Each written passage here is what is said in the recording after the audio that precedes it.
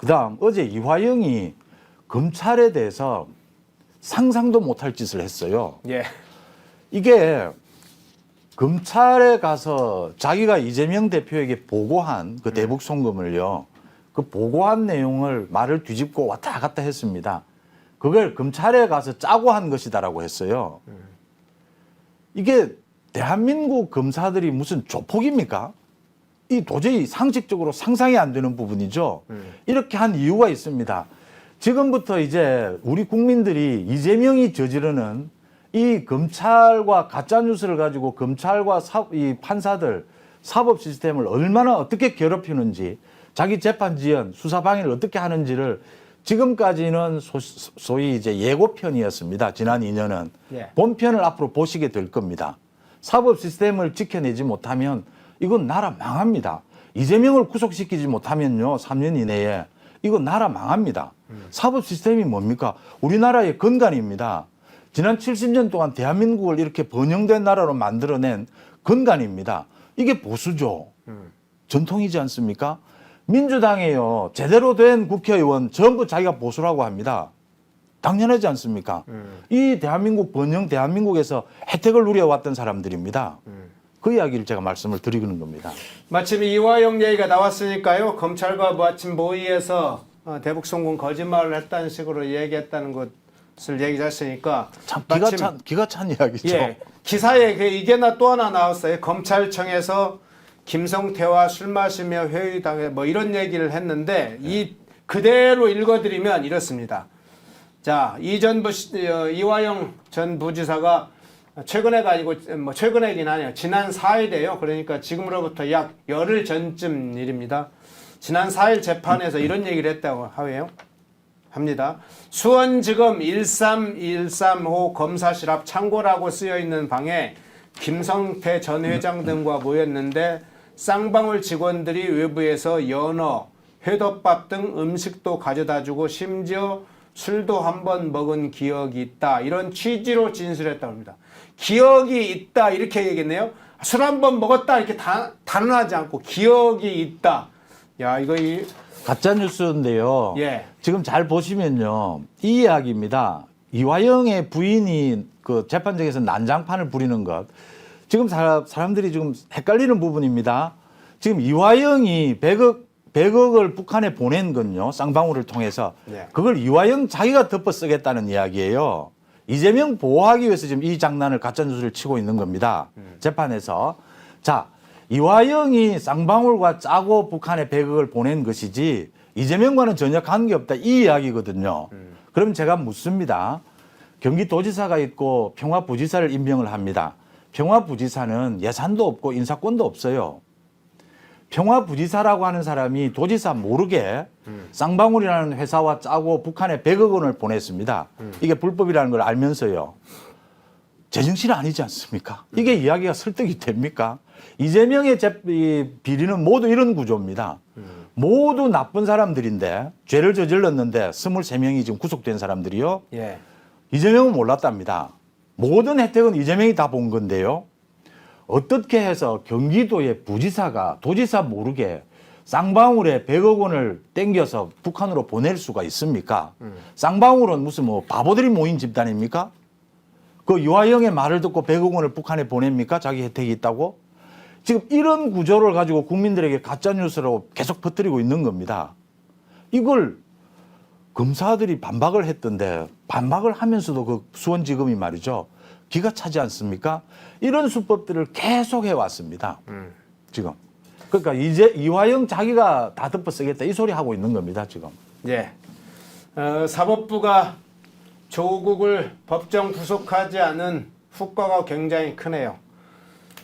그리고 이재명 당대표와 관련해서도 지난번 방탄국회를 사실상 허가해준 유창훈 부장판사 이 사법부가 제대로 하지 못하면서 한국 정치, 국가 권력 체제에 상당한 변동성이 생기도록 지금 상황을 만들었습니다. 사법부의 책임을 묻지 않을 수가 없는데 그분 저도 한 말씀 예, 드릴게요. 예. 자, 총선 끝났습니다.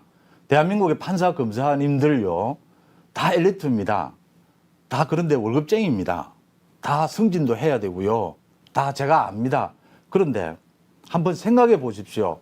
지금 대부분의 판사들이 저도 뭐 친구들 후배들 판사 많이 있습니다. 검사 많이 있는데요. 정치권에 관련되는 이재명 조국에 대한 재판은 무조건 미루자. 골치 아프다. 내 부장판사 승진하고 보자. 내 뭐 대법관 돼야 되는데 검사들 마찬가지입니다. 지금 이거 골치 아프게 이거 막 수사해야 되고 이거 어떻게 해야 되느냐. 저는 전 국민이 보고 있다라고 생각합니다. 이거 나라 망합니다. 일단요, 이재명을 지지하든 지지하지 않든요, 이재명이 잘못했다면 죄는 죄대로 물어야 합니다. 정치는 정치고요. 조국 마찬가지입니다. 이거 이런 식으로 가면 지금 조국이 계속 주장을 하는데 이 검찰을 동원을 해서 독재를 하고 있다. 윤석열 정부가. 아닙니다. 이재명에 대한 수사, 조국에 대한 수사는요, 전부 문재인 정권 때 한 겁니다. 윤석열 대통령이 되고 윤석열 정부 들어서 시작한 수사 없습니다. 문재인 정권 때 한 일을 가지고 무슨 보복입니까? 그리고 검사가 한 일 아닙니다. 판사가 결정을 한 것입니다. 조국에 대해서 유죄 판결을 내린 건 판사들이에요. 왜 검사를 욕을 합니까? 판사, 검사, 대한민국의 최고의 엘리트들이고 이제 제가 말씀을 드립니다. 월급쟁이 맞습니다. 그런데 이 판사, 검사들의 그 기본 일터지 않습니까? 우리 사법 시스템은요. 네. 이것만은 가장 기본만은 지켜야 합니다.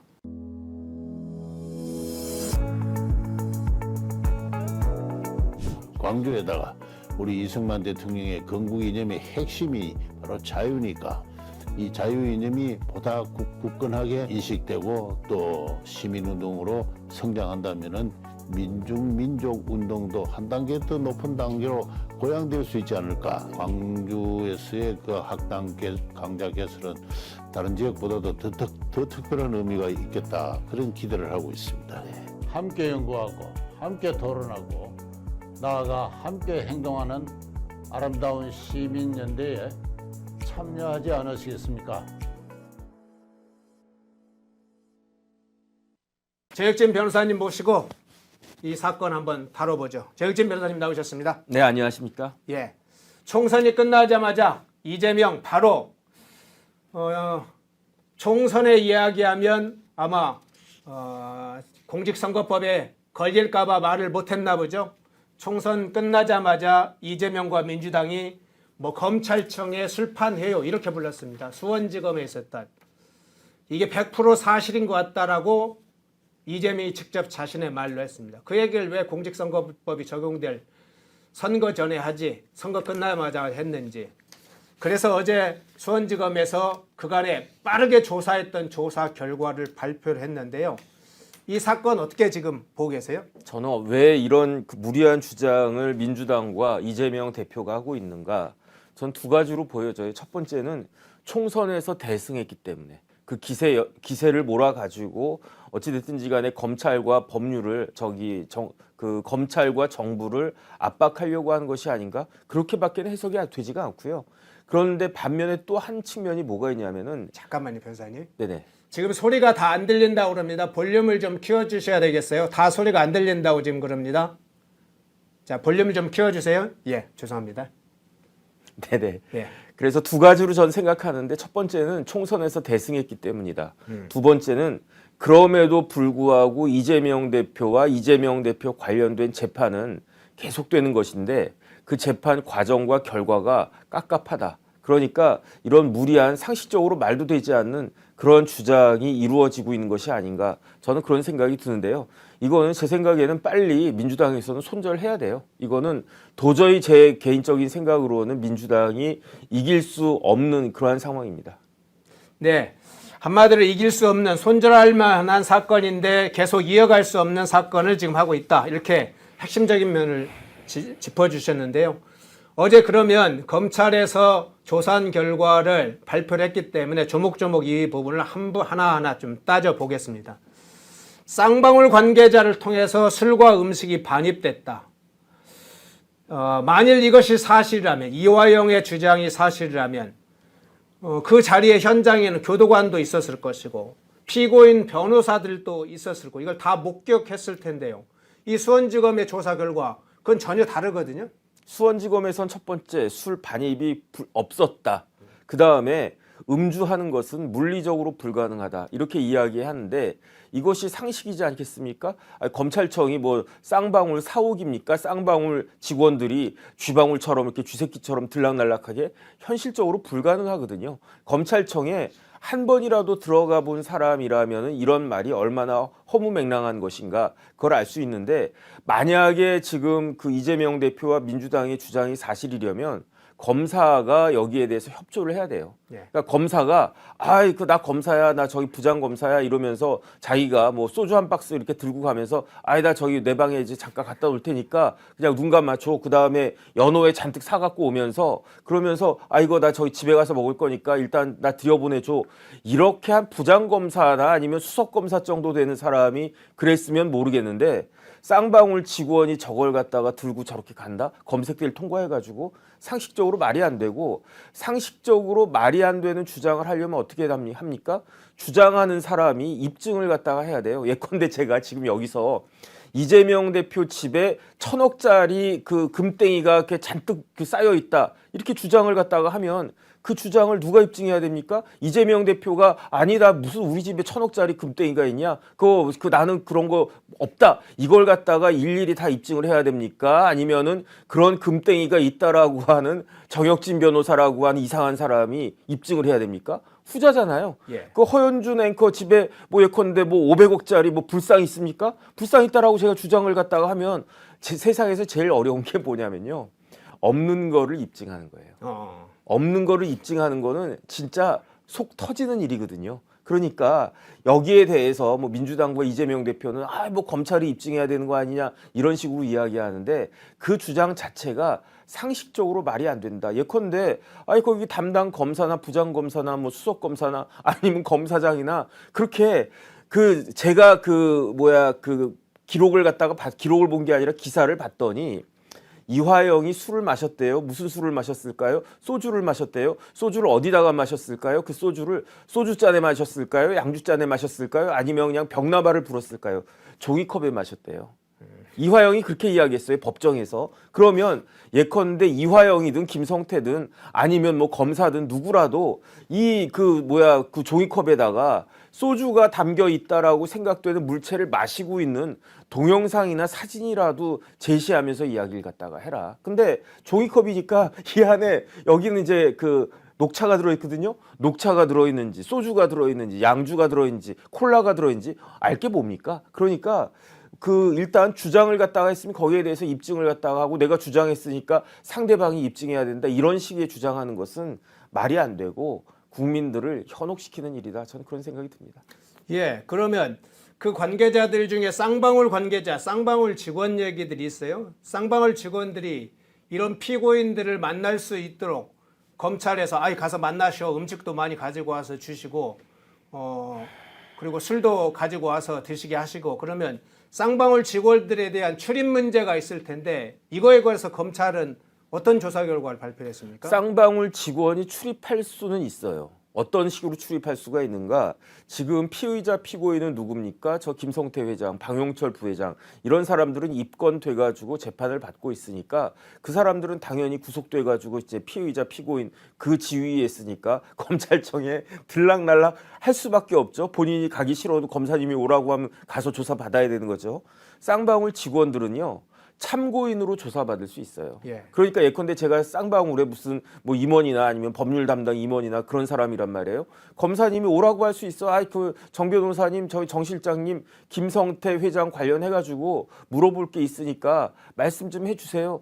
저도 그렇게 해가지고 저도 저 뭐 국방부 있을 때나 그럴 때 참고인으로 검찰청 간 적 뭐 몇 번 있거든요. 그러니까 쌍방울 직원들도 검사가 이 직원의 이야기 왜냐하면 김성태가 돈을 북한으로 보낼 때 쌍방울 직원들 엄청나게 이용하지 않았습니까? 뭐 10,000불, 20,000불 다 현금으로 뽑아가지고 그거를 북한에다 계좌이체해 준 게 아니에요. 그렇게 할 수가 없잖아요. 그러니까 아마 그 비행기 값도 솔찬히 들었을 거라. 왜냐하면 쌍방울 직원들 뭐 10명인지 수십 명인지 그거 동원해가지고 각자 1인당 뭐 10,000불씩 뭐 몇만 불씩 이렇게 들고 가게 해가지고 그거 중국에 가가지고 거기서 이제 북한 사람들 만나가지고 그 돈을 갖다가 건네준 게 그게 500만 불이라는 거 아니겠습니까? 그러니까 10만 불씩만 보내준다고 해도 50명이 필요한 거란 말이에요. 그러면 그런 거 저런 것들을 확인하기 위해서 검찰에서는 쌍방울 직원들을 참고인 조사할 수도 있는 거 아닌가, 일단 그런 생각은 하는데,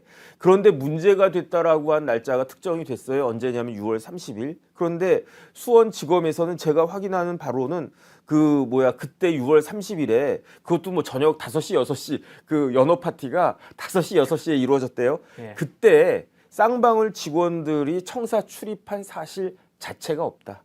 그 다음에 그 뭐 장소도 지금 계속 왔다 갔다 하지 않습니까? 왔다 갔다 하죠. 무슨 뭐 창고에서 뭐 먹었다고 했다가 뭐 지금은 뭐 진술 녹화실에서 먹었다고 했다가, 이러니까 이거는 상식적으로 말이 안 된다, 그런 생각이 듭니다. 예, 이화영 측이 지금 말하는 것처럼 초기에는 뭐 창고에서 1315호입니까?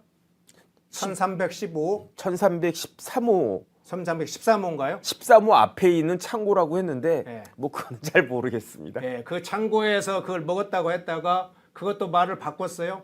그게 말이 안 되는 것을 확인한 거죠. 그러니까 검사실 안에서 뭐 그런 일이 있었다, 이런 얘기를 했죠. 그런데 검찰에서 당시 조사를 해보니까 당시에 관련자 피고인 조사들은 조사를 받고 당시에 구치감이라고 그러죠. 구치감이 뭡니까? 구치감에서 식사를 했다고 지금 확인해 줬어요. 구치감이 뭘 말하는 건지 저도 잘 모르겠는데 아마 그 구속된 피의자들이 대기하는 장소 아닐까? 그렇죠. 그런 장소에 있죠. 저는 거기 안 가봐가지고 네. 제가 구속돼 본 적이 없기 때문에. 예. 그런데 이게 말이 안 되는 게요. 피의자가, 피고인이 그 검찰 조사를 받는데 그 검사님이 가라고 했는지 뭐 누가 어떻게 하라고 했는지 저를 갖다가 인도한단 말이에요. 제가 구속된 사람이에요.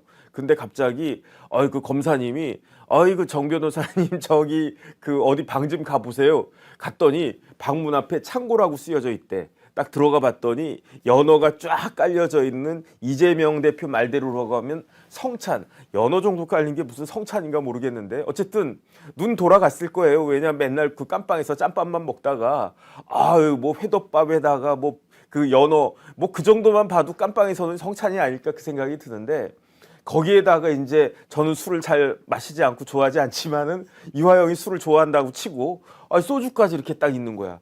그러면은 그 장소가 어딘지 기억이 나겠습니까? 안 나겠습니까? 그런 장소가 지금 평소에 늘상 먹던 것이 아니고 어느 날이면 그 장소를 기억을 못 합니까? 1년도 안 됐어요. 네. 작년 6월 30일이라고 그랬으니까 지금 오늘이 며칠입니까? 오늘 한 4월 한 20일쯤 됐나? 날짜도 모르겠네. 아직 1년도 안 된 그런 상황인데 그런 특별한 장소를 기억을 못 합니까?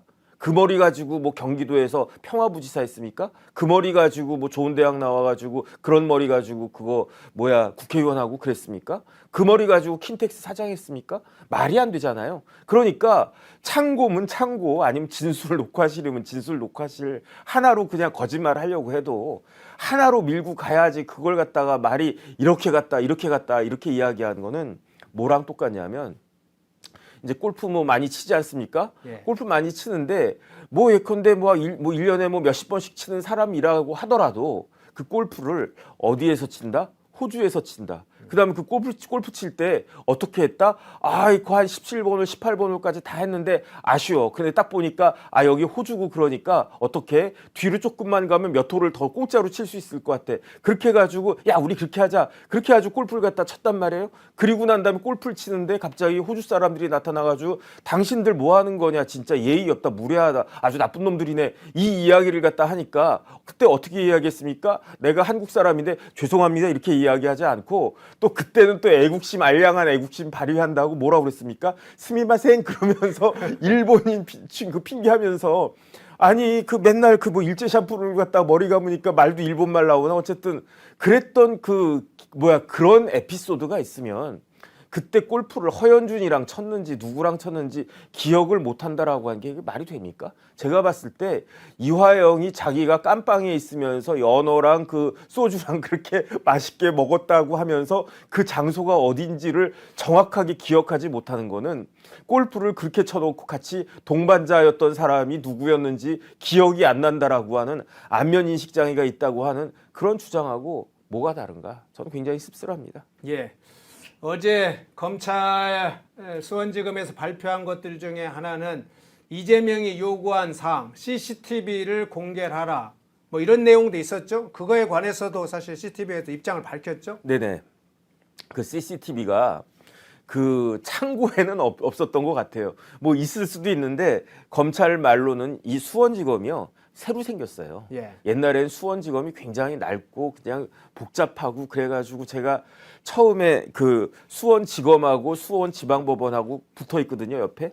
근데 제가 판사 15를 수원지방법원에서 했는데 거기 주차장도 좁고 그래가지고 거기 갔다가 차 긁었던 기억이 나거든요. 아 그런 건 특별한 일이니까 기억나지 않습니까? 제가 15로 처음 법원에 갔는데 차 댈 데가 없어. 그때는 운전도 잘 못하고 그래가지고 어찌어찌 됐는데 차를 갖다가 쓱 긁어버렸네. 그 기분 나빴던 기억이 난단 말이에요. 그런 수원지검이 어떻게 됐느냐? 워낙 낡아가지고 새로 뭐 영통인가 뭐 거기에다가 새로 신도시에다가 아주 근사하게 잘 지었어요. 그렇기 때문에 제 생각 그래서 저도 수원지법에도 몇 번 가보고 수원지검에도 몇 번 가보고 했는데 이 방에는 당연히 제가 가본 일이 없죠. 그런데 그 방에 CCTV가 있을 수도 있고 없을 수도 있는데 검찰에서는 수원지검에서는 없었다는 이야기고 CCTV는 당연히 복도에는 있었을 거고 그 다음에 진술 녹화실에도 CCTV 있어요.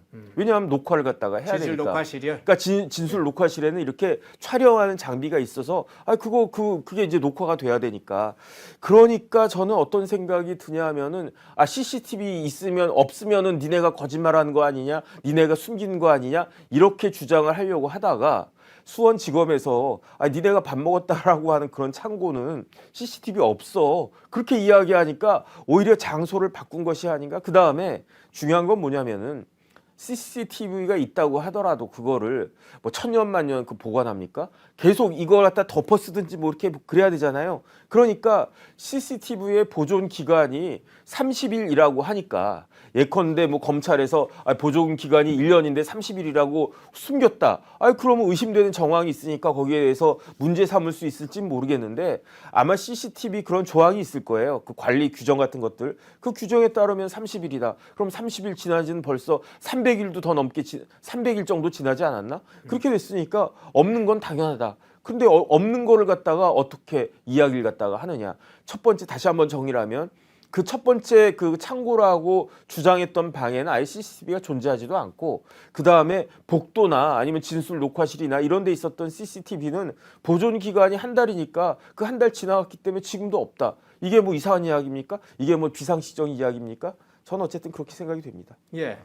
그런데 저 이화영 측에서 또 이화영 당사자가 이 대북 송금 사건이 한참 치열하게 검찰 수사 과정이 진행될 때 또는 법정에서 재판을 받을 때 이화영이 이재명에게 대북 송금 즉 대북 사업을 보고를 한 적이 있다 해서 막 부인이 지금 미친 짓 아니냐 해서 막 논란이 된 적이 있지 않습니까? 네네. 그때 옥중 서신, 뭐 옥중 노트 이런 게 지금 외부에 알려지고 그렇지 않습니까? 네네. 그런데 옥중 서신이나 옥중 노트에는 이 중요한 사항이 예전에는 왜 이야기 안 되다가 왜 며칠 전에 이야기를 재판 마지막 구형일자에 그것이 지금 이화영 입에서 나왔던 걸까요? 좀 길더라도 이 쌍방울 대북 관련된 그 800만 불 송금은 말씀을 드리는 게 좋겠어요. 이재명 대표가 2018년도 6월 달에 경기도지사가 당선됐어요. 그 다음 달 7월 달에 이화영을 부지사로 임명을 해요. 평화부지사로. 그러면 평화부지사라고 하는 이야기니까 결국은 북한하고 잘 해봐라. 그 이야기 아니었겠습니까? 그러니까 이화영이 7월에 부지사 취임하자마자 10월 달에 뭐 한 두세 달 만에 북한을 가는데 한 번 가는 것도 아니고 2번이나 가요. 거기서 누구를 만나느냐? 김영철을 만나요. 김영철이 누구냐면 조선아태위 위원장이에요. 그래가지고 그때 입방정을 갖다가 떨었는데 어떻게 입방정을 떨었느냐? 야, 우리 경기도가 이재명 지사가 되셨으니까 우리 경기도가 북한에다가 지원하겠다. 뭘 지원하느냐? 스마트팜을 지원하겠다. 야, 그러면서 호기롭게 얼마 필요해? 그러니까 김영철이 500만 불 필요하다 이랬어요. 까짓 그 500만 불 얼마야? 뭐 한 60억, 70억?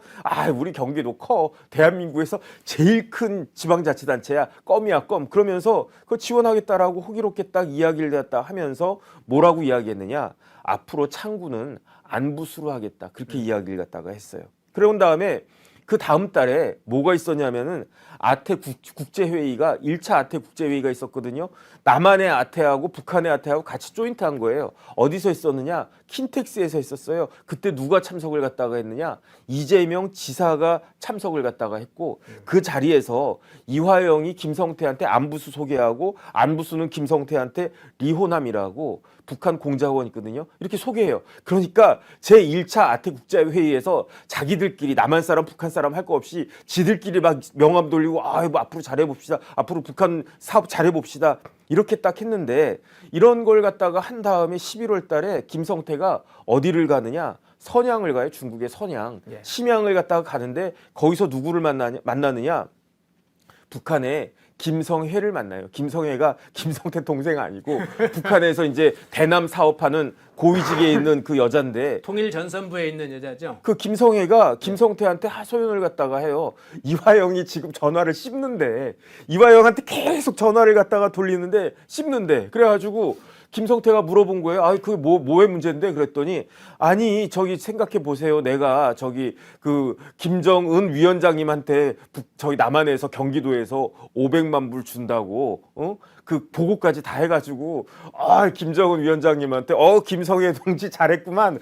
정말 내래 아주 기분이가 좋아. 유아머리 잘하는구만. 그러면서 아주 그냥 칭찬을 갖다 막 박수를 갖다가 받았는데 꽝고 먹은 소식이야. 그러면은 김성애 입장에서는 누구야 저 김정은이 불러서 김성애 동지 500만 불 들어왔어? 스마트폰 어떻게 됐어? 물어볼 것 같은데 그러니까 이제 몸이 다른 거죠. 그래가지고 이제 그 전화가 안 돼. 그러면서 김성태 회장한테 회장님 저기 서울 가시면 좀 이화영 지사한테 말씀이나 좀 전해주시라요. 이랬단 말이에요. 근데 그 사이에 서울이 아니라 수원이겠죠. 수원에서 어떤 일이 벌어졌느냐. 500만 불이 예산 그 경기도 의회 같은 데에서 통과가 안 되는 거예요.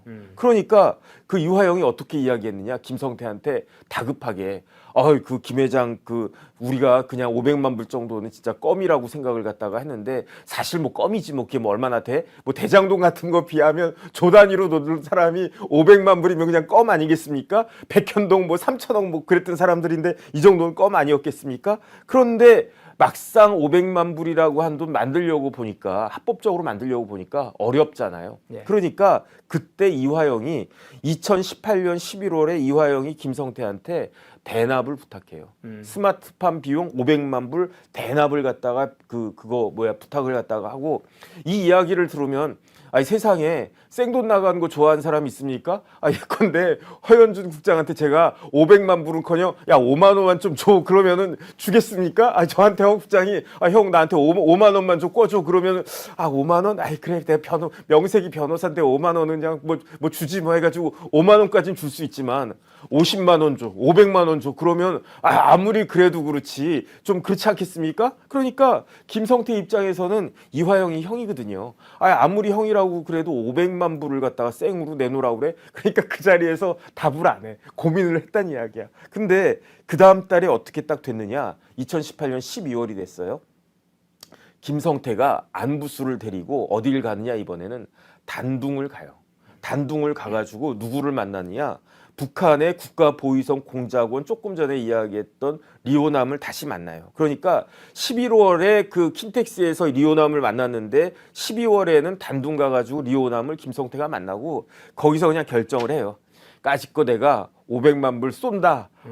우리 형이 지금 경기도에 평화부지사 됐는데 그 정도 자리면 내가 500만 불 그냥 밑밥 던지면 5천만 불 나올지 5억 달러 나올지 어떻게 하느냐 이런 기대를 가지고 500만 불을 갖다가 쏘고 그래가지고 그때 내가 500만 불 쏘겠다고 결정을 갖다가 해요. 그리고 난 다음에 해가 지나가지고 1월 달에 200만 불 4월 달에 300만 불, 합의 500만 불을 북한에 보내줘요. 그때 뭐 어떻게 보냈다 개조해찬 게 아니고 달러를 갖다 다 뽑아가지고 그거 비행기 타고 쌍방울 직원들이 그냥 뭐 10만 불, 뭐 만 불, 뭐 이렇게 몇만 불 해가지고 그러니까 비행기 값까지 치면 이게 500만 불이 아니라 한 600만 불 들었을 것 같아요. 제가 봤을 때.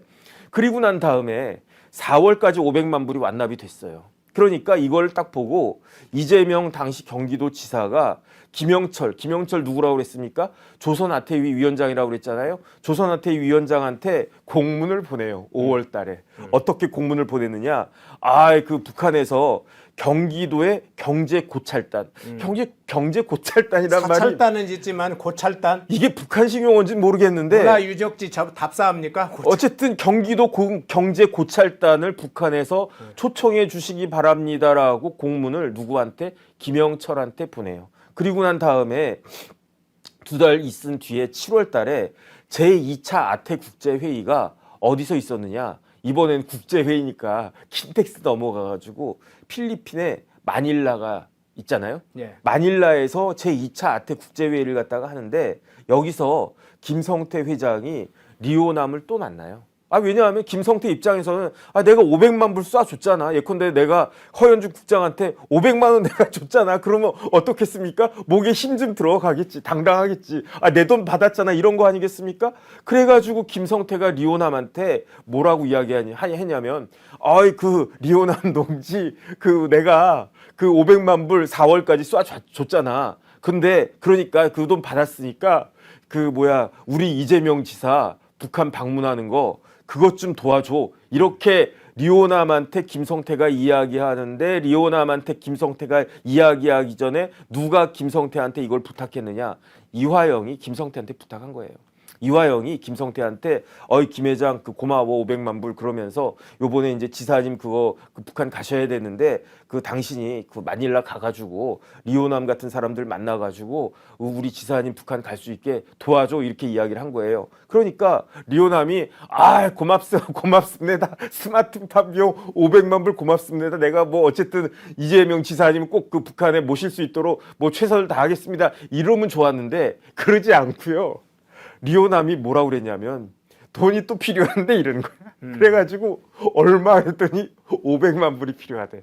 그러니까 김성태 입장에서는 뚜껑이 열리기 일보 직전 아니겠습니까? 어렵게 500만 불을 갖다가 만들었는데 진짜 강도같이 리오남이 김성태한테 500만 불을 또 요구한 거예요. 1000만 불이에요. 1000만 불이면 그 돈이 얼마입니까? 환율이 지금 1,400원 아닙니까? 네. 140억이에요. 그때는 환율이 1,400원까지 안 갔을 테니까 한 1,200원 갔다고 하면 1,120억 아니겠습니까? 그러면 김성태가 이재용입니까? 김성태가 누구야? 그 현대자동차 회장입니까? 김성태한테도 제가 봤을 때 1000만 불은 큰 돈 아니겠습니까? 그러니까 김성태가 황당해가지고 물어본 거예요. 뭔 돈이 또 필요해? 그러니까 리오남이 뭐라고 그랬냐면 지사님이 오셨는데 헬기도 좀 띄워야 되고 지사님 오셨는데 우리 김정은 위원장 벤츠도 좀 바꿔야 되고 그 돈이 500만 불이래. 근데 이제 김성태가 하도 황당해가지고 어떻게 하느냐 500만 불은 너무 세고 깎읍시다 그래가지고 김성태도 대단해요. 거기서도 딜 쳤군요. 거기서 김성태가 200만 불 깎아가지고 40% 디스카운트 받아가지고 방북 비용 40% 빅세일 받아가지고 300만 불에 낙찰이 돼요. 그리고 난 다음에 이게 2019년 7월 달이었는데 11월 12월까지 해가지고 300만 불을 다시 다 보내요. 근데 이 돈은 다 뜯긴 거야. 왜냐하면 이재명 대표가 북한 갔습니까? 못 갔지. 그런데 이런 내용을 이화영이 계속 부인했었어요. 계속 부인하다가 작년 6월경에 여기에 대해서 이화영이 마음을 바꿔요. 왜 마음을 바꾸느냐? 김성태가 다 불었거든요. 안부수 유죄 나왔거든요. 그 다음에 결정적으로 이러한 사실을 뒷받침하는 문건이 나왔는데 그 문건이 어디 문건이냐? 국정원 문건이 나왔어요. 그러니까 그 변호사님이 제가 봤을 때 이제 저희 이화영을 갖다가 변호했던 변호사가 현근택도 있고 누구도 있고 많이 있는데 서민석 변호사라고 하는 분이 실질적으로 일을 다 했어요. 서민석이요. 예, 근데 서민석 변호사가 서울중앙지방법원의 부장판사까지 했던 판사 20년 넘게 한 사람이거든요. 예. 근데 서민석 변호사가 딱 봤더니 이거는 부인해봤자 인정도 안 되고 원래 범죄자들은 다 부인하지 않습니까? 내가 범죄를 갖다가 저질렀다. 내가 이거 훔친 거다. 이렇게 자백할 사람이면 아예 훔치지도 않지 않습니까? 그러니까 대개 처음부터 그 범죄자들은 워낙 이제 판사나 검사들은 죄 지은 사람들은 거짓말 하겠거니라고 생각을 갖다가 하니까 이화영이 무슨 말 하는 건 중요한 게 아니에요. 중요한 건 뭐냐? 공범이 무슨 말을 갖다가 하느냐? 객관적인 물증이 뭐가 있느냐? 그런 것들이 중요한 거 아니겠습니까? 그런데 공범이라고 하는 김성태도 그렇게 이야기하고 안부수는 유죄까지 나오고 국정원의 문건에 또 그런 내용까지 나오고 그러니까 서민석 변호사가 보기에 야 이거 그냥 뻗치다가는 오히려 형량이 5년 나올 거 10년 나오고 10년 나올 거 20년 나오겠다 그래가지고 아마 서민석 변호사가 이화영 부지사를 설득했을 거예요. 아 부지사님 이거는 더 이상 버틸 수 없습니다. 그냥 인정합시다. 그 다음에 선처를 구합시다. 아 당신 지금 나이가 60살인데 20년 살면 80살에 나오는 거고 10년 살아도 70살에 나오는 거야. 깎을 수 있는 데까지 깎아야 되지 않겠냐. 그래가지고 이화영이 검찰에서 뭐라고 진술을 갖다가 했냐. 제가 좀 전에 말씀드렸던 것과 똑같은 이야기를 했어요. 다시 말해서 내가 김성태 회장, 쌍방울 김성태 회장한테 이 지사의 방북을 추진해 달라고 이야기를 했다. 언제? 2019년 7월에. 그때 뭐가 있다고 그랬습니까? 마닐라 2차 아태국제회의가 있었다고 그랬죠. 그리고 나서 이화영이 이재명한테도 보고했다. 어떻게 보고했느냐? 아, 지사님 요번에 이제 북한 그 스마트팜 비용은 잘 끝났고 이제 북한 가시고 싶은데 거기에 돈이 들어갑니다. 라고 그 보고를 갖다가 했더니 이재명이 이화영한테 뭐라고 이야기했느냐? 알아서 하세요 이렇게 이야기했대. 이재명의 표정을 갖다가 한번 상상을 갖다가 해보세요. 그 표정을 가지고 이재명이 이화영한테 알아서 하세요 이랬던 거 아니겠습니까? 이런 이야기를 다 그냥 자백을 갖다가 한 거예요. 그 다음에 심지어 어떤 이야기까지 했느냐면은 내가 이렇게 이재명 지사의 방북을 추진한 거는 내 개인적인 판단이 아니었다. 그러면 누구의 판단이었다? 누구의 요구가 있었다? 정진상의 요구가 있었다. 정진상이 뭐라고 그랬냐면 이 일이 일어났던 게 2019년이란 말이에요. 2월 달에 뭐가 있었습니까? 하노이에서 노딜이 있었잖아. 김정은이 베트남까지 뭐 비행기로 한 4시간이면 가는 거리를 뭐 2박 3일인지 몇 박 며칠인지 기차 타고 갔잖아요. 지금 요즘 같은 대명천지에 기차 타고 베트남 가는 사람은 그 김정은밖에 없을 거라. 근데 그렇게 기껏 그 베트남 갔더니 트럼프하고 어떻게 됐습니까? 깨졌잖아요. 노딜 됐잖아요. 그러니까 정진상이 역발상을 한 거라. 어떻게 역발상을 했느냐? 앞으로 노딜이 됐으니까 대북 제재는 더 심해질 텐데 그렇기 때문에 요번에 이재명 지사님이 방북해가지고 성과를 내놓으면 그 성과가 쫙 올라가가지고 뭐가 된다? 대통령 된다. 그러니까 이화영 부지사 보고 뭐 공손하게 이야기는 했겠죠. 하지만 지시한 거예요. 이화영 부지사님 어쨌든 이런 상황이니까 어쨌든 저 이재명 대표님 저희 지사님 꼭 북한 갈 수 있게 하셔야 됩니다. 뭐 그 이야기를 갖다가 한 거고 그러니까 그 이야기가 김성태한테 간 거고 김성태가 리오남한테 이야기해서 300만 불 낙찰 받아서 300만 불까지 돈 다 내고 그리고 난 다음에 김성태가 2019년 12월에 경기도 부지사직을 내려놔요. 왜 내려놓느냐? 2020년에 뭐가 있었습니까? 국회의원 선거 있었잖아요. 총선 있었잖아요. 그러면 이화영 또 국회의원 하고 싶겠지. 그러니까 경기도의 부지사는 12월까지만 하고 그 다음부터 이제 총선 준비를 하러 나갔는데 그때 이제 나갈 즈음에 그 이제 퇴임하기 직전이나 퇴임할 때 이화영이 이재명 지사한테 보고해요. 저기 그 지사님 쌍방울이 방북 비용을 갖다가 대납했습니다. 대납하기로 했습니다. 이렇게 이재명 지사한테 보고했다. 이런 내용이 그 이화영이 자백한 그 피의자 신문 조서에 다 들어있다고요. 그러니까 이게 6월 달에 딱 오픈이 되니까 난리가 난 거예요. 난리가 나가지고 7월 달에 재판이 있었는데 작년 7월에 재판이 있었는데 그때 어떻게 됐느냐. 일단 지금 검찰이 제시한 증거를 갖다가 보면 구치소에 접견 가면요. 변호사 접견은 녹음하거나 뭐 그다음에 옆에서 받아 적거나 그렇게 못 하는데 일반 민간인이 접견하면요. 옆에 그 교도관들 앉아가지고 그다음에 이제 다 그 마이크 대고 이야기하잖아요. 녹음도 되죠. 다 녹음돼요. 예. 근데 이화영의 부인이 2023년 7월 20일에 구치소에 접견을 와요. 녹음이 되고 있는 거 당연히 알겠죠. 마이크에 대다 이야기를 했으니까. 그런데 그런 와중에도 그 이화영의 부인이 뭐라고 이야기했느냐. 당신 입장 확실하게 해라. 그 다음에 버티려면 제대로 버텨. 그러면서 저쪽에서 도와준다고 그랬어. 그러니까 같이 저항하자. 근데 이화영은 부인 말을 거절할 수 없는 입장에 있었다고 그러지 않았습니까? 뭐 이화영이 좀 나쁜 짓 했다고 그러지 않았습니까? 와이프한테? 그러니까 와이프가 이걸 갖다가 요구를 하면 그거를 거절할 수 없는 위치에 있었던 것 같아요. 근데 이 이야기를 7월 20일에 듣고도 이화영이 마음을 정하지 못한 것 같아. 그러니까 어떻게 했느냐? 7월 24일에 이화영 부인이 서민석 변호사 잘라버려요.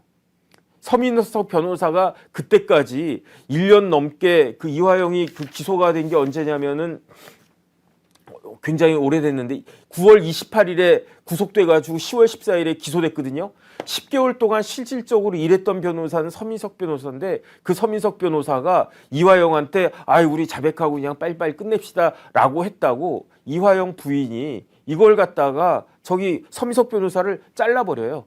그리고 그 다음날 누가 황당했겠습니까? 판사가 더 황당했을 거예요. 아니 여태까지 피고인 정혁진을 허연준 변호사님이 아주 변호를 잘하고 있는데 갑자기 와이프가 딱 나타나가지고 변호인 해임서를 갖다가 딱 냈단 말이야. 그럼 판사가 딱 봤을 때 이게 뭐 하는 짓이지? 그러면 누가 변호한다는 이야기지? 뭐 이상하다? 그러면서 이화영한테 물어봐요. 아니 그 와이프가 그 허연준 변호사, 그 서민석 변호사 자른다고 그렇게 그 의견서를 갖다가 냈는데 진짜예요? 그러니까 그 자리에서 이화영이 뭐라고 그랬냐면 그 해임 신고서에 저는 동의하지 않는다고.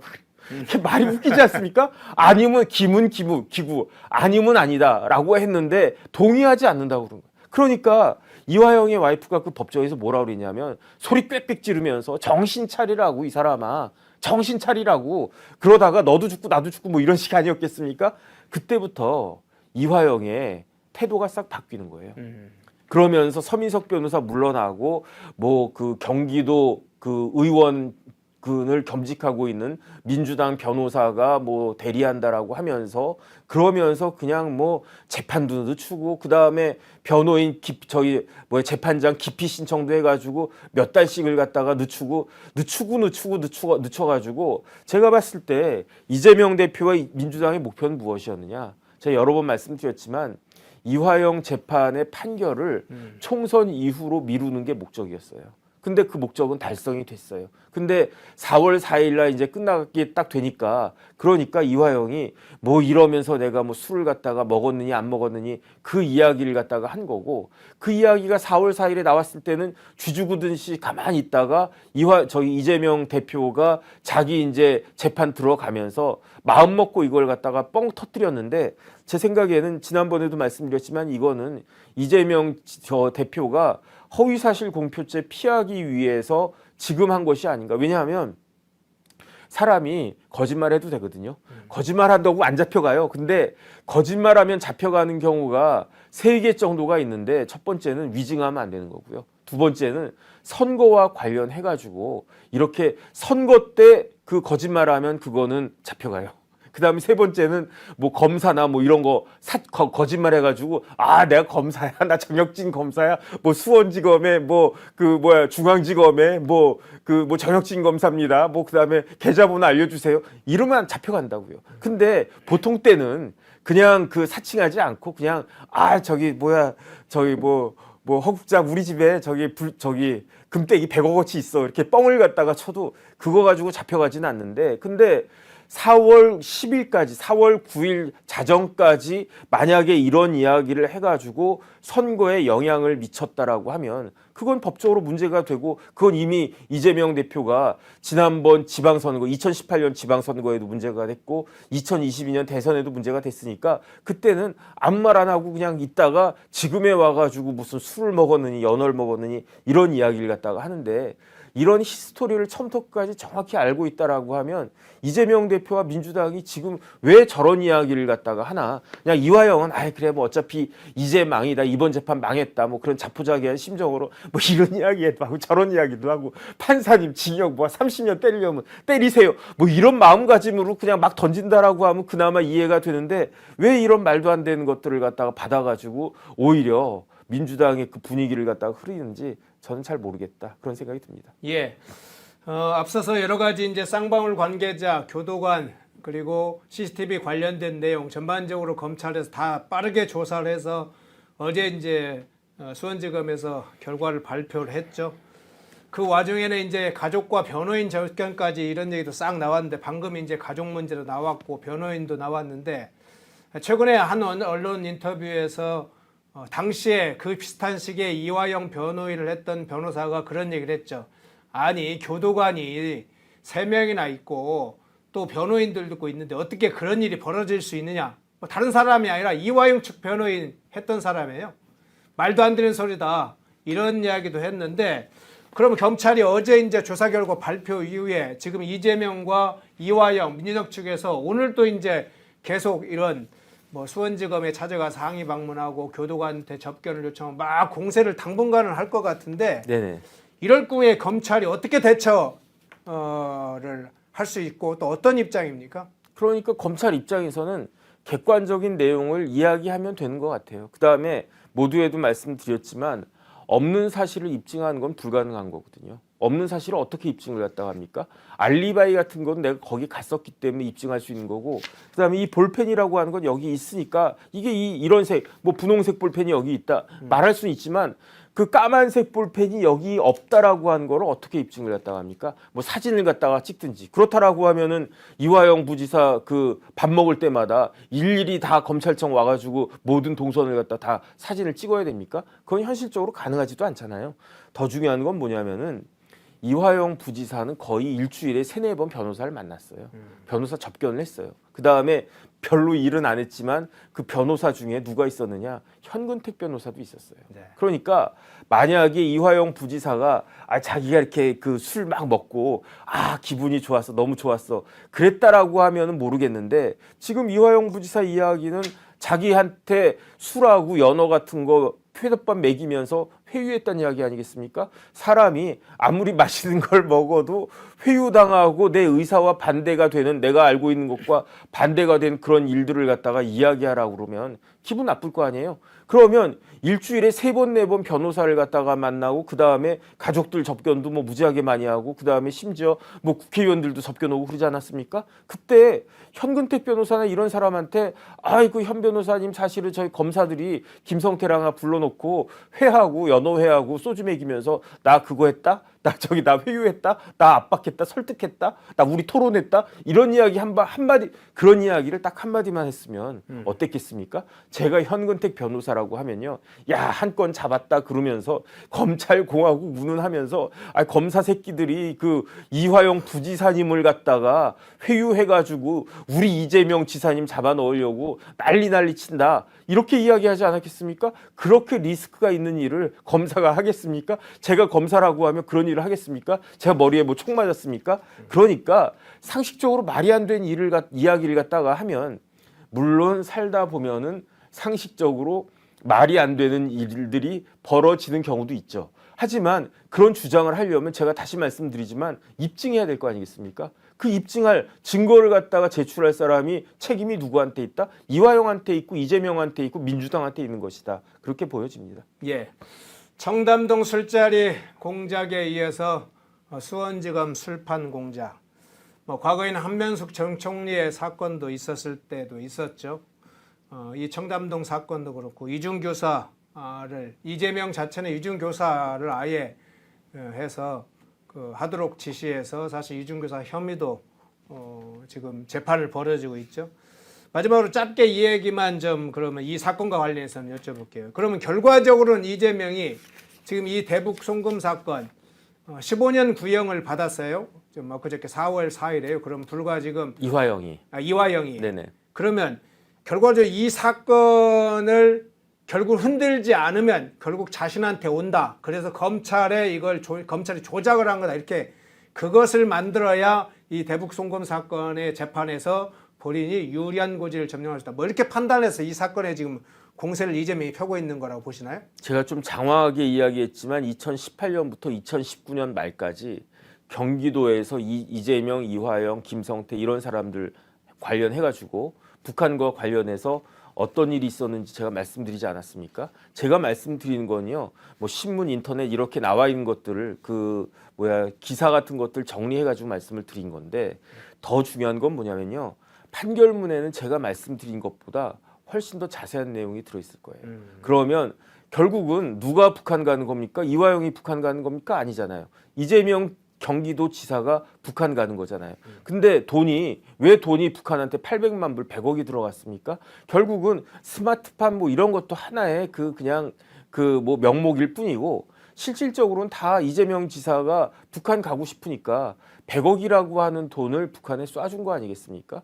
그런데 그런 정황들이 판결문에 의해서 나타나면 거기에 대해서 부인할 수가 없는 거잖아요. 예. 아니 법원 판사가 뭐 미쳤습니까? 그 거짓말을 갖다가 하고 뭐 그 소설을 갖다가 쓰게 그 판사는 자기의 법관으로서의 양심에 따라 가지고 객관적인 사실관계를 확정하는 건데 그 판결문이 공개가 되면 그 파장이 얼마나 클 것인가? 왜냐하면 지금 북한이 뭐라고 그러고 있습니까? 북한은 우리나라 동포 아니라고 그래요. 북한은 한마디로 말하면 남한을 상대로 핵도 쓸 수 있다. 지금 그러고 있지 않습니까? 그럼 북한한테 100억을 갖다가 보내준 거예요. 저는 어떤 생각이 드냐면 차라리 그 100억 가지고 김정은이가 차 바꿨으면 좋았겠다 싶어요.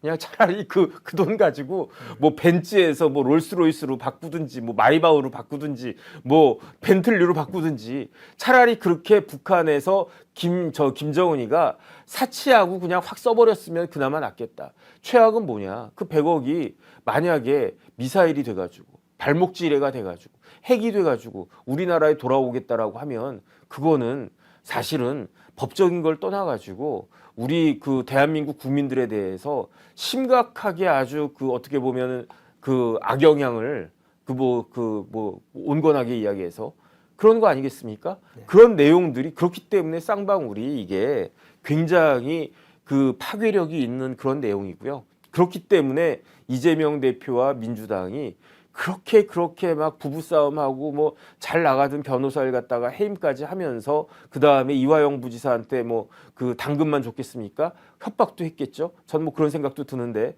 어쨌든 그런 것들을 통해 가지고 판결 선고를 늦춘 것이 아닌가 저는 그런 생각이 들고요. 그렇기 때문에 이제 그런데 이화영 부지사가 징역 12년 플러스 3년 해가지고 징역 15년 구형을 받았는데 판결 선고는 언제 나오느냐?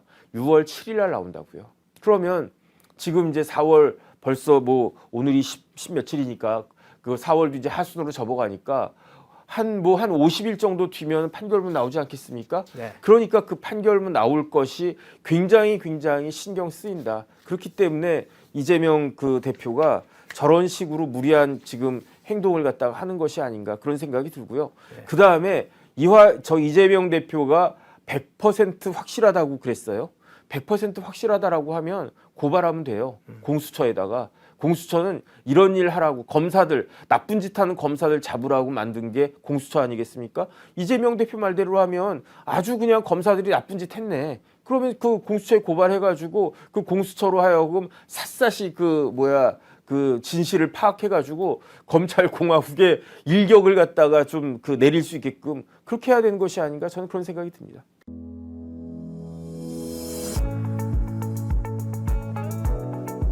광주에다가 우리 이승만 대통령의 건국 이념의 핵심이 바로 자유니까 이 자유 이념이 보다 굳건하게 인식되고 또 시민운동으로 성장한다면은 민족 운동도 한 단계 더 높은 단계로 고양될 수 있지 않을까. 광주에서의 그 학당 강자 개설은 다른 지역보다도 더 특별한 의미가 있겠다. 그런 기대를 하고 있습니다.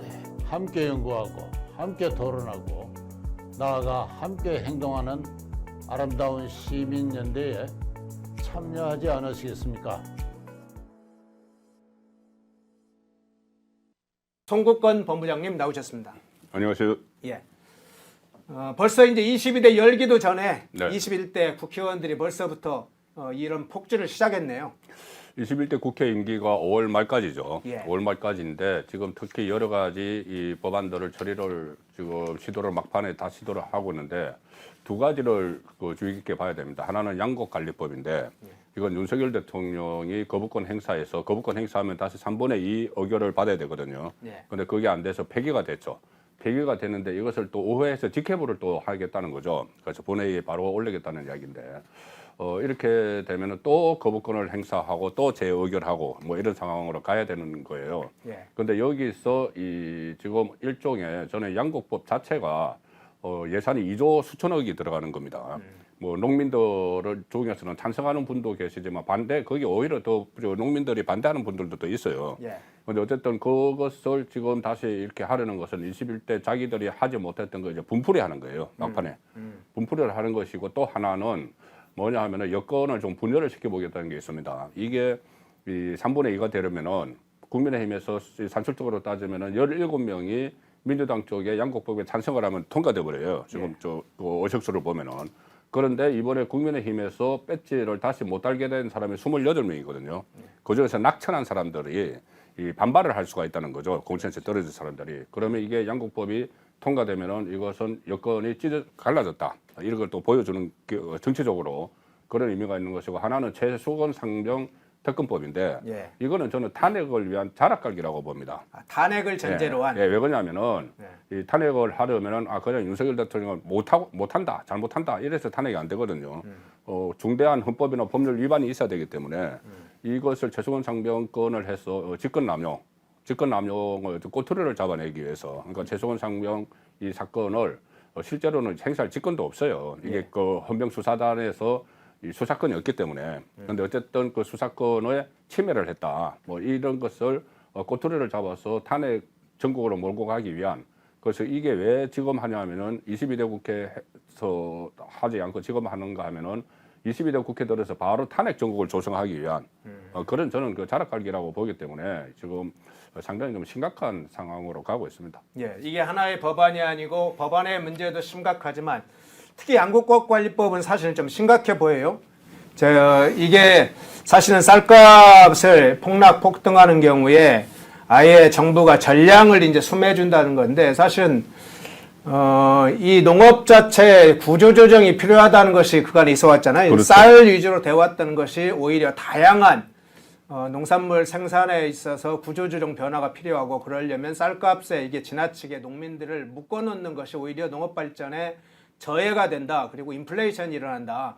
이런 문제들이 제기돼 왔지 않습니까? 꾸준히 제기돼서 그래서 대통령도 양곡법이 뭐 2조 수천억의 예산이 들어가지만 정말 이 우리나라 농민들을 보호하는데 유용한 수단이라면은 그 거부권을 행사할 수가 없죠. 왜 그러냐면 이게 그리고 제 투표에서도 이게 부결이 됐는데 국민의힘 농촌 출신 의원들이 상당히 많아요. 국민의힘에는. 네. 경북이나 경남이나 이쪽에 농촌 출신 의원들도 충청권도 마찬가지고 경기도도 있고 특히 이 경북의 국회의원이 15명이나 되는데 13명이네요. 13명이나 되는데 그 전부 다 농촌 지역이 많아요. 그런데 그분들까지 그 의원들까지 다 반대한 것은 이게 전체 농민에게 도움이 안 된다는 이야기죠. 그리고 이 쌀 농사에 대해서만 그렇게 모든 것을 이렇게 이 풍년이 되면은 다 사주고 흉년이 되면은 돈으로 지원하고 이 부분이 그러면 다른 그 대체 농업을 하는 분들도 상당히 많거든요. 그렇죠. 그러니까 뭐 형평성의 문제도 있고 해서 일단 민주당은 그 농사를 하시는 분들이 많기 때문에 그거를 이제 겨냥을 해서 이런 정책을 펴는지 몰라도 국가 전체적인 이 농정 전체를 아울러야 되는 정부 입장에서는 그것을 이제 받아들일 수 없는 것이었죠. 예. 자, 다른 사안으로 좀 넘어가 볼게요. 자, 민주당의 지금 입법을 통해서 거야 지금 총선에 이겼으니 우리 마음대로 한번 해보겠다 이렇게 폭주를 하고 있는데 밖에서도 또 일어나고 있습니다. 수원지검에서 또 하나의 전쟁이 벌어지고 있죠. 어제 박찬대, 정성호, 김승원, 강두구 이런 민주당 친명계 의원들 그리고 22대 총선 당선자 포함해서 30명이 수원지검에 찾아갔죠. 수원지검에 찾아가서 지검장 나와! 나오라고 해! 막 윽박 지르고 했다고 그러죠. 이화영 사건으로 비롯된 술자리 회유 의혹 이런 것들의 이름이 붙여졌습니다. 수원구치소에 가서도 마찬가지였죠. 교도관 나오라고 그래. 우리가 만나야겠어. 이런 일들이 벌어지고 있는데 자, 먼저 박찬대 의원 영상이 있죠. 박찬대 의원의 영상 어떤 발언을 했는지 잠깐 보고 오겠습니다. 이화영 전 부지사는 쌍방울 대북 송금 사건과 관련하여 법정에서 검찰청 안에서 연어, 회덮밥, 소주 파티를 하며 진술 조작을 모의한 상세한 정황을 진술했습니다. 사실이라면 정치 검찰이 야당 대표를 탄압하고 그야말로 죽이기 위해 없는 죄를 만들려고 한 수사 농단이자 중대 범죄 의혹이 있는 매우 중대한 사안입니다. 예, 저 영상은 어제 박찬대, 정성호 이런 친명계 인사들이 수원지검에 갔을 때 지금 발표한 영상, 30초짜리 영상을 짧게 소개를 해드렸는데요. 지금 이 수원지검이 어제 그간 이화영과 민주당 이재명 측에서 특히 이재명이 100% 사실인 것 같다 이렇게까지 얘기했던 검찰청 술자리 회의 요 관련해서 빠르게 조사를 해서 조사 결과를 발표를 했죠. 그런데도 불구하고 수원지검을 항의 방문하는 일이 벌어졌는데 계속 이 사안을 키우고 있습니다. 자, 일단 그 의도는 무엇이라고 보세요? 이재명 구학이죠. 이재명 구학입니다. 저는 조금 전에 우리가 입법 폭주를 이야기를 했지만 예. 입법 폭주, 국회 안에서 입법 폭주뿐이 아니고 국회 밖에서도 거의 정령군 행세를 하고 있어요. 저 30명이 어제 수원지검 갔죠. 그다음에 수원구치소 가서 또 교도관들한테 막 항의를 하면서 누구 지시로 막는 거야 하면서 누구죠, 장경태 같은 경우는 여기가 헌법기관 아니냐, 우리 전부 다 헌법기관장 30명이야 이런 이야기를 하는 거예요. 예. 국회의원이 헌법기관장입니까? 그냥 개개인 헌법기관이라고 이렇게 돼 있죠. 예. 우리도 헌법기관장이야 이런 식으로 하면서 또 대검까지 가가지고는 또 대검 서초동까지 또 갔어요. 대검에서는 또 수원지검 수사하라 막 이렇게 하는데 마치 점령군처럼 하는 겁니다. 그런데 이게 핵심은 뭐냐 하면은 지금 이재명이 선거 끝나면 가장 큰 사본 리스크는 대북송금이에요. 그렇죠. 대북송금이 그전에 구속영장을 청구를 하려다가 선거 때문에 지금 보류해 놓은 거거든요. 그럼 선거 끝났으면은 원칙대로 하면은 유원석 검찰총장이 주도를 해서 이 선거 결과와 상관없이 이것은 검찰의 문제니까 영장을 청구를 해야 되는데 그 영장을 청구를 하면은 대북송금에서 그 전제가 가장 영장이 발부될 수 있는 전제가 이화영이 유죄를 받는 거예요. 그렇죠. 이화영의 대북송금 문제가. 예. 근데 이화영이 1심에서 구형에서 15년 구형을 받았어요.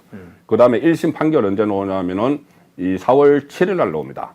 1심 판결이 6월 7일, 6월 7일 날 1심 판결이 나와요. 예. 그러면 1심 판결에서 그 구형이 15년이니까는 물론 15년 안에는 본인의 어떤 뇌물도 있지만 위안관리법 위반, 그러니까 대북송금한 거, 그 800만 달러가 있거든요.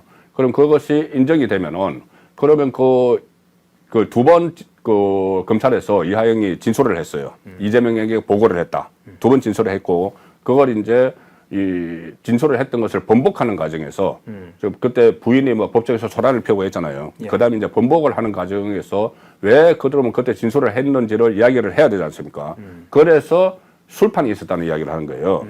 그 검찰 수원지검에서 술판이 있었고 처음에는 이화영이 법정에서 이야기할 때는 그때 김성태가 나를 해유를 했다.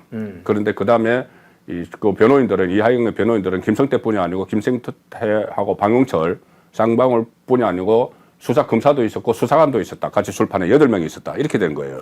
그런데 그렇게 해서 이제 해유를 했어 결국은 이재명에게 보고했다고 진술을 했다. 이렇게 이제 시나리오를 짠 거죠. 예. 짠 건데 첫째 하나 앞뒤가 안 맞는 게 이 술판이 있었다는 게 계속 말이 바뀌거든요. 시점이. 처음에 6월 말 이야기했다가 7월 초 이야기했다가 7월 3일 이렇게 바뀌었어요. 자, 그런데 6월 말이라고 해도 이 해유를 했다는 날짜잖아요. 술 먹으면서. 그런데 이화영이 검찰에서 이재명에게 보고했다고 한 건 그 앞이에요. 이재명이 보고했다고 진술을 한 거는. 그 앞에 2번을 했는데 하나는 6월 9일, 하나는 6월 18일. 그러면 이미 다 진술을 했는데 그 후에 해유를 했다는 말이 되니까 이게 앞뒤가 안 맞는 거죠. 그래서 어쨌든 그래서 이 사람들이 이화영의 말 하나만 듣고 이렇게 조직적으로 민주당이 30명이 나서서 어제 하루 종일 소동을 피운 것은 만약에 그게 확인이 되면은 진술을 했다는 게 이재명에게 보고를 했다는 게 법원에서 받아들여지면은 이재명의 구속영장을 치는데 결정타가 되기 때문에 이재명 보호를 위해서 어제 30명의 이 현역 그리고 당신이 저 안에 저 김준혁도 있던데 그 사람들이 저기 가서 어제 소란을 피운 거죠. 이재명 고하기. 예. 한번 저 조금 살펴볼게요. 어제 수원지검에서 발표한 게 있죠. 술 반입 사실 여부에 대한 입장을 밝혔고 쌍방울 관계자가 음식을 반입했는지 그리고 음식 장소로 언급된 사무실 뭐 1315죠. 그러니까 1313호 앞에 있다는 창고 1315 거기가 식사 장소로 사용되었는지 당시 피해자들은 구치감에서 식사했는지 아니면 거기서 먹었는지 당시 입회했던 변호사와 교도관을 통해 음주 사실이 있었는지에 대한 확인 여부, 쌍방울 직원의 출입 여부, CCTV 설치 여부, 이화영의 옥중 서신과 접견 여부 이런 것들에 대해서 조사 결과를 상세하게 발표를 했었죠. 우선 그걸 여쭤볼게요. 수원지검에 발표한 내용 중에 쌍방울 직원들이 출입해가지고 음식을 가져왔고 술을 반입해서 술을 먹었다. 이건 어떻게 지금 수원지검에서 조사 결과를 발표했죠? 아니 그 술판을 벌였다는 것에 대해서 그 전수조사를 했어요. 예. 그 자리에 있었다는 사람들 그 뭐 저기 박용철이나 김승태는 물론이고 그리고 또 특히 중요한 인물이 누구냐 하면은 교도관들입니다. 자 구치소에 있다가 이 검찰에 조사받으러 갈 때 교도관들이 같이 그 개호를 하죠. 예. 그전에는 그 개호한다고 안 그러고 무슨 뭐 이 뭐죠 호송한다고 이야기했잖아요. 호송한다고 호송한다고 했죠. 지금 예. 개호한다고 이야기를 하더라고요. 예. 개호 교도관들이 있는데 이 38명이에요. 왜냐하면은 그 5번 6월달에 작년 6월달에 5번 이제 왔다 갔다 했으니까 예. 교도관들이 이제 한 뭐 4-5명씩 이렇게 하든지 한 많이 가는 모양이에요. 그러니까 그 어쨌든 저 38명의 교도관들을 전수조사를 했는데 교도관들은 만약에 거기에 있으면 정위치해서 지켜보고 있지 않습니까? 예. 자기들 책임이니까 만약에 거기서 달아나면 어떡해요. 그런데 어떤 뭐 음식이 뭐 연어 초밥이 들어오거나 이런 것을 술이 들어오는 것은 그 전혀 본 적이 없다고 일제히 그 이야기를 했어요. 자 그러면 가령 예를 들어서 최악의 경우에 그 자리에 술판에 있었다는 8명은 짤 수가 있어요. 이하영 빼고 야 우리 저기 술 안 먹은 걸 하자 짤 수가 있지만 교도관은 달라요. 그리고 이 짜는 사람들은 검찰 출신이죠. 예. 검찰 소속이죠. 예. 근데 교도관들은 법무부 소속이에요. 예. 법무부 소속이고 전혀 다른 사람들인데 이 사람들이 38명 일제히 입을 맞췄다는 것밖에 안 되는데 만약에 이게 나중에 그 거짓으로 탄로가 나면 전부 다 옷 벗어야 되는 상황인데 그런 거짓말을 하겠느냐. 그래서 저는 이 상황인데도 계속 지금 민주당 사람들은 어떤 그런 데 주의하는 게 아쉬워. 또 이재명이 그 CCTV 까면 된다. 예. 그리고 기록 까면 된다. 이렇게 이야기를 했거든요. 자기는 100%라고 믿는다, 술판이. 이재명이 지금 적극 나서서 하고 있는 거는 자기 문제이기 때문에 그런 거예요. 그런데 CCTV는 3개월이 지나서 없어졌고, 그리고 그 안에는 CCTV가 없어요. 이 밖에 복도에 CCTV는 3개월 단위로 덮어버리죠. 근데 민주당 당사도 마찬가지예요. 이거는 3개월 있으면 덮어지는 거예요. 그리고 이제 기록 제출하라고 했는데 어제 결정적인 기록을 제출을 했죠. 소위 말하는 출정 일지. 출정 일지. 예. 네. 그래서 그 출정 일지에서 저는 이제 거짓말 한 게 들통났다고 봅니다. 예. 출정 일지에는 뭐 출정 일지와 호송 계획서라는 게 있죠. 출정 일지에는 이 피의자가 구치소에서 나갈 시점부터 검찰에 도착했을 때의 도착 시간 그리고 구치감이라고 그러죠. 구치감은 피의자가 거기에 잠깐 있는 대기실이라고 할 수도 있고 거기 식사를 하기도 합니다. 점심 뭐 수사가 길어지면 조사가 길어지면 저녁 이 구치감에서 식사를 하게 되죠. 다 대피의자들이 다 거기서 식사를 하게 됩니다. 조그만 방들이 하나 더 있죠. 홍거방처럼도 있고 이렇게 독방도 있는데 그런 구치감들이 있습니다. 구치감의 기록이 있고 또 검찰에 올라가면 검찰에 몇 시에 수사실에 들어갔다. 몇 시에 나왔다. 구치감이 몇 시에 내려왔다. 또 호송이 들어와서 몇 시에 도착했다. 이런 게 다 기록이 있지 않습니까? 그게 출정일지인데. 그렇죠. 예.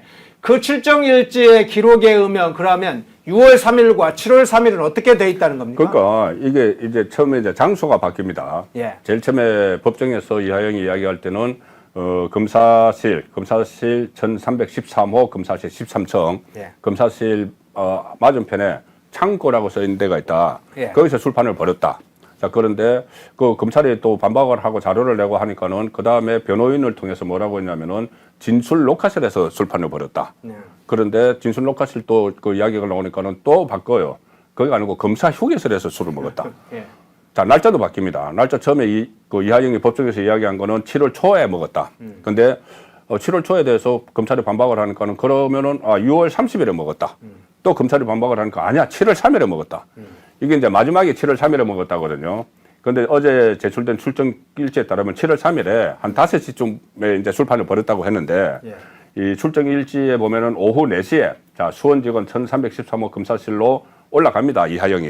그러니까 교도관들이 호송을 해서 가는 거죠. 4시에 올라가고 그다음에 1시간 동안 머물다가 5시 5분에 검찰청사 앞에 검찰청사에서 나오죠. 그래서 그 별도로 말했는데 구치감으로 이동을 해서 바로 구치소로 가는 거예요. 그러면은 그 검찰청 안에 머문 시간은 1시간입니다.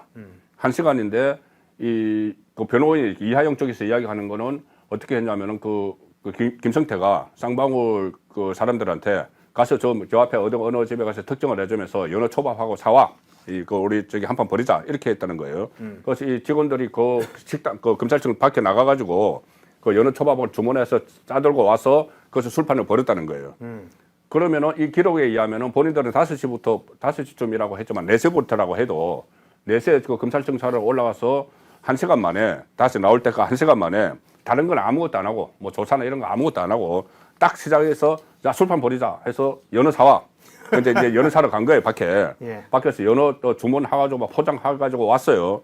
와서 그 다음에 이제 연어 먹고 술판을 버려서 한 시간 걸렸다, 그게. 그런데 뭐라고 했냐면은 변호인들이 아니, 이하영이 그런 말을 했어요. 이게 술 냄새가 날 텐데 그 검사가 그때 물어봤습니다, 법정에서. 술 냄새가 날 텐데 거기에 교도관들이 술 냄새를 맡으면 어쩌고 하려고 그랬느냐 하니까는 뭐라고 했냐면은 그래서 술 좀 깨려고 김성태가 술을 많이 먹어서 술 좀 깨려고 한참 대기하다 나왔다. 그러면 도대체 말이 안 되는 거죠. 1시간 만에 그 연애에 다 사오고 술 사고 판 버려가지고 술 먹고 또 술 깨릴 때까지 기다리다 나왔다. 이게 말이 안 되는데 그러니까 7월 3일은 깨져버린 거예요.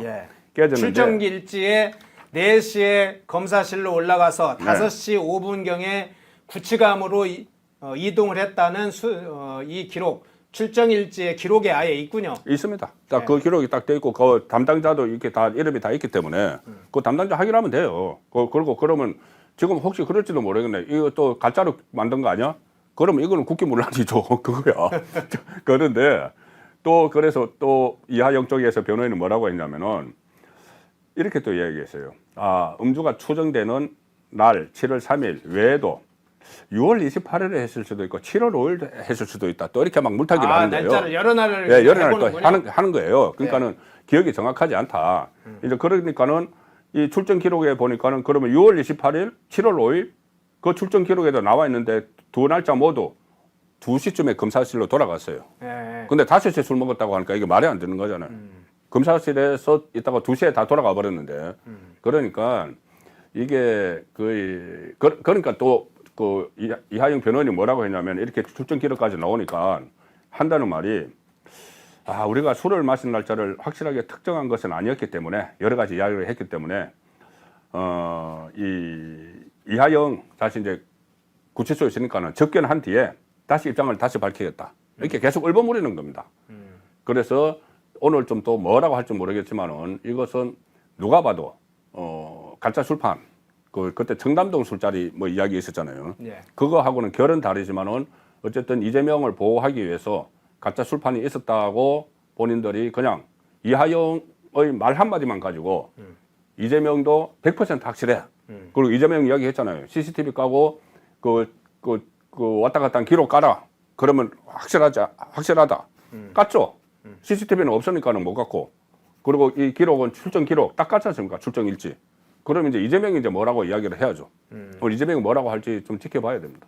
청담동 얘기를 하니까 청담동 얘기의 술자리판 이것도 상당히 무슨 당시만 하더라도 근거가 있는 것처럼 이야기를 했었죠. 첼리스트가 뭐 증언을 했다. 그렇죠. 그러면서 민주당이 아니 뭐 그 아니땜 굴뚝의 연기 날이야. 첼리스트가 증언을 현장에서 그것을 목격을 하고 증언을 했다는데 그 술자리가 없었다고 하면서 PPT 자료까지 막 띄워놓으면서 민주당에서 막 발표하지 않았습니까? 처음에 이제 김의겸이 그 저기 뭐 면책특권 이용해서 이야기를 했고, 네. 그다음에 또 그것을 민주당 최고위원회에서 이재명이 보는 데서 전부 다 그 녹음 다 같이 다 틀고 했죠.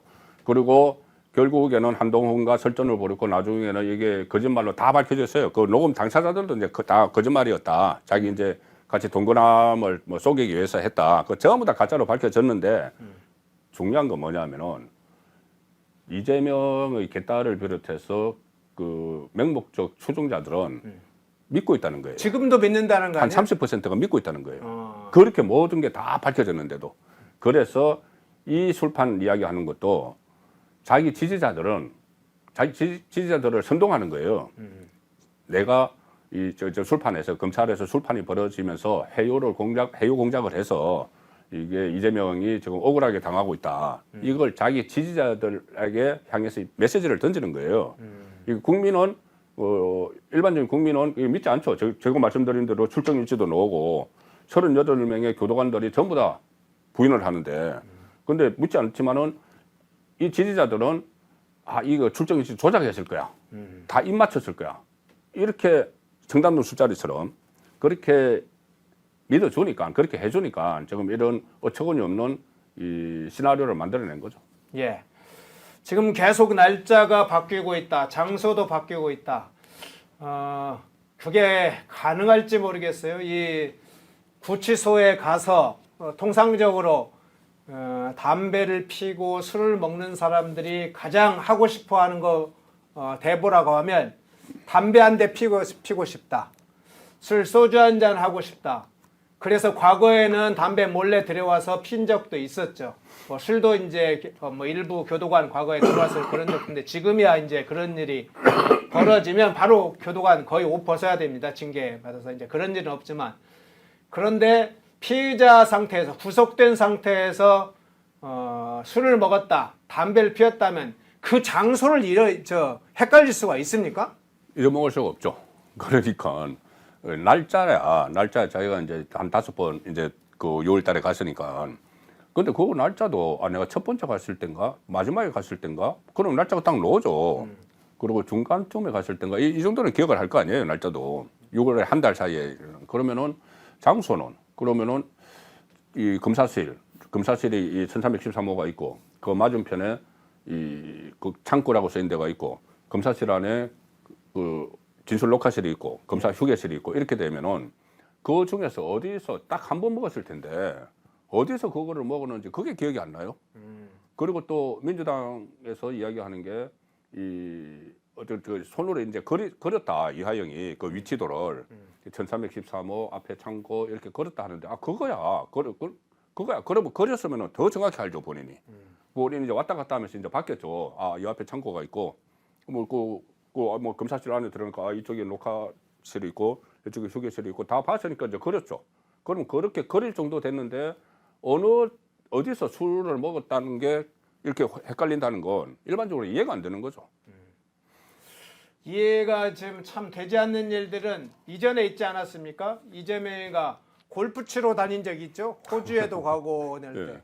그럴 때 같이 다녔던 멤버들 중에 김문기 네. 씨가 있었잖아요. 이제 지금은 이제 고 김문기 씨가 됐습니다만은 김문기 씨를 모른다는 거 아니에요? 이재명 씨가? 여전히 그 입장이죠. 뭐 같이 골프도 치고 뭐 요트도 타고 같이 시장에 쇼핑도 하고 또 심지어 그런 이야기까지 했지 않습니까? 유동규 씨가 뭐 골프를 치는데 뭐 역주행을 해가지고 외국인들이 항의를 하기에 이 일본인 흉내를 냈다. 뭐 스미마셍 하면서 뭐 이거 이재명하고 자기들끼리 그 유동규하고 그 김문기 씨하고 그렇게 했는데 그러면 얼마나 기억에 남겠어요. 그런 게. 자 반칙하다가 서양 사람 외국인한테 들켰잖아요. 들켰니까 미안하니까 우리 한국 사람 아니야. 그 일본 사람이야. 그 이제 애국심이라 이거죠. 그래 그 한국을 창피하게 하지 않겠다 이거죠. 그래서 스미마셍 했다. 그렇게 같이 했던 사람 기억이 안 난다고 하잖아요. 그런데 그 밑에 있었던 이화영은 그 이재명을 보호하기 위해서 술을 어디서 먹었는지 기억이 안 나. 먹었긴 먹었어. 말이 안 되는 이야기죠. 수법을 이재명의 수법을 많이 배우는 거죠. 잡아떼면 된다. 잡아떼자. 그러면 잡아떼면은 우리 지지자들은 믿어준다. 여전히 이재명의 그 명목적 지지자들은 그 김문기 몰랐다는 것도 믿을 거예요. 어떤 증거가 나도. 만일 6월 7일에 이화영 지금 전 경기 부지사가 6월 7일에 중형이 확정되고 나면 이재명에 미치는 영향은 어떻게 연관관계가 있는 겁니까? 이게 지금 그 확정되기 전에도 그때 구속영장 한번 청구가 됐잖아요. 예. 그때는 서울 중앙지검에서 다 모아서 영장을 청구를 했습니다. 이재명이 대북 송금, 그때는 이화영 재판 중인데 그 재판 중에도 진술들이 굉장히 많이 나왔어요. 국정원 직원도 진술을 하고 또 김성태도 진술을 하고 어쨌든 돈을 줬다는 게, 북한에 돈을 보냈다는 게, 그래서 그 상황에서 서울중앙지검으로 수원지검이 보내서 서울중앙지검이 이거를 이 대북송금을 대장동, 백현동, 성남 FC 다 묶어서 영장 청구를 했잖아요. 네. 영장 청구를 했는데 그때 유창훈이 기각을 해버렸죠. 기각을 하니까 나머지 3개는 대장동, 백현동, 성남 FC는 따로따로 기소를 다 했는데 대북송금은 가지고 있는 거예요. 검찰이 아직 가지고 있습니다. 왜 가지고 있느냐 하면은 그래? 그럼 그때 기각을 했으니까 이번에 그러면 이화영과 어차피 공범관계가 되니까 이화영의 판결을 보자. 그 이화영 판결에서 이게 유죄가 나오면은 그건 자동적으로 이거 주범이 되는 거죠. 그리고 그 과정에서 이재명에게 보고를 했다는 것이 2번이나 검찰이 진술을 했기 때문에 그 법원 인정을 하면은 이재명이 보고를 받고 알았다. 그렇으면 이재명이 주범이 되는 거예요. 그러니까 뭐 주범, 종범은 법률적 용어지만은 어쨌든 이재명을 위한 그 송금이 되는 거죠. 그러면은 검찰 입장에서는 그때 보류해놨던 구속영장을 당장 칠 수가 있는 거죠. 그런데 이 6월 7일 날 1심 나오기 전이라도 지금 상황 같으면은 칠 수도 있다는 거예요. 그런데 확실하게 이 영장실질심사를 통과하는 것을 담보를 하기 위해서 6월 7일까지 기다린다. 그러면 6월 7일에 그 이화영에 대한 검찰 판결문, 그 중에서 대북 송금 부분은 이것은 곧 이재명 판결문과 똑같을 것이다. 이게 이제 법조인들의 이야기거든요. 그래서 이게 그 길을 쏘고 지금 민주당에서 조직적으로 이게 진술 자체가 오염됐다. 그 독가 독소 원칙이라고 뭐 이렇게 이야기하잖아요. 네. 오염됐다. 이것을 하기 위해서 술판을 끌어들인 거죠. 민주당이 이 사안을 결국은 지금 정쟁 수단으로 만든 다음에 국정조사와 특검으로 지금 추진하겠다는 것이죠. 이게 이제 나가면 왜냐하면은 이게 모든 수단 방법을 안 가릴 거거든요. 그 전에 수원지검이 이것과 같이 대북 송금하고 같이 또 법인카드 같이 수사하고 있거든요. 예. 경기도 법인카드. 그다음에 김성태 쪼개기 후원도 같이 수사를 하고 있어요. 그 수사 총괄했던 사람이 이정섭 그때 수원지검 차장검사인데 탄핵을 했잖아요. 그러니까 탄핵을 하는 게 뭐 이정섭의 개인 비위 혐의로 해서 의혹을 해서 그 검사를 뭐 사상 2번째로 이제 탄핵을 시도를 했죠. 그때 이 검찰에서 이정섭을 대정고검으로 발령내버렸어요. 그래도 탄핵을 나중에 했지 않습니까? 결국 그 타겟으로 삼아서 이 어떤 비리 의혹을 가지고 또 탄핵을 하려고 했던 것은 이재명에 대한 수사를 회방을 놓으려고 한 거거든요. 그러니까 그때부터 모든 수단과 방법을 가지지 않는 거예요. 그러니까 지금 술판 했는데 술판 작전이 이제 무위로 돌아가면은 그 다음에는 뭐 또 검찰 조사 못 믿겠어, 뭐 특검하자, 뭐 이렇게 해서 시간 끌고 계속 갈 수가 있는 거죠. 계속 그걸 흔들어댄다. 사법부의 판단을 자기들은 보지 않겠다. 이제 정치적 힘으로 이걸 흔들어 보겠다. 이런 건데 그러면 지금 이 사건이 술자리 회유 관련해서 어제 이제 수원지검 입장 발표를 했지만 향후에 민주당 의원들의 공세는 계속될 텐데 검찰이 좀 대체로 어떻게 대처해야 된다고 보세요? 아니 검찰이 이게 저는 이원석 검찰총장에 대한 이야기가 지금 자주 나와요. 네. 너무 이 눈치를 보는 거 아닌가. 이원석 검찰총장이 똑부 검사 이런 별명이 있었거든요. 똑 부러지는 검사. 그래서 한동훈 전 비대위원장과 연수원 동기인데 오히려 한동훈보다 더 각광받던 검사다 이런 말까지 있었어요. 그래서 윤석열 정부의 초대 검찰총장을 하고 있는데 왜 이 문제에 대해서 그렇게 주저주저 하느냐. 그 전에 선거 전에도 수사 검사들은 보글보글 끓었다고 해요. 아니 이거 그 유창훈이 정말 택도 안 되는 그 법리를 갖다 들이대서 영장을 기각을 했는데 그럼 우리가 보완 수사도 다 했으니까 다시 청구를 해야 되는 거 아니냐 구속영장. 네. 청구를 해서 그 다음에 국회에서 민주당이 방탄을 하든지 그거는 이제 뭐 입법부 일이고 그래서 뭐 저 체포동의안 부결시키든지 뭐 가결시키든지 그 입법부 일이고 우리는 우리 할 일을 해야 되는 거 아니냐는 이야기가 일선 그 검사들 사이에 이야기가 파다했는데 결국 이제 그 제1야당 정치인이고 대선 후보까지 나왔으니까 그 수사팀에서 결정할 수 없는 문제죠, 사실은. 그 수원지검 거쳐서 검찰총장까지 이렇게 하자고 해야 되는데 그때도 주저주저 했다는 겁니다. 그러면 이제 선거가 끝나서 선거에 졌으니까 여당이 졌으니까 또 더 눈치를 볼 가능성이 생긴 거죠. 그런데 그렇게 하면 안 된다는 이야기죠. 이 법대로 처리를 해야지. 지금 이 상황에서 수사에 졌다고 마치 사법부 그러니까 검찰이 이 사법적으로 면죄부를 줘버리는 것처럼 되면은 이것은 검찰의 흑역사가 되는 겁니다. 그래서 이 지금 그 선거 결과에 상관없이 법대로 다 처리를 하는 게 맞다고 봅니다.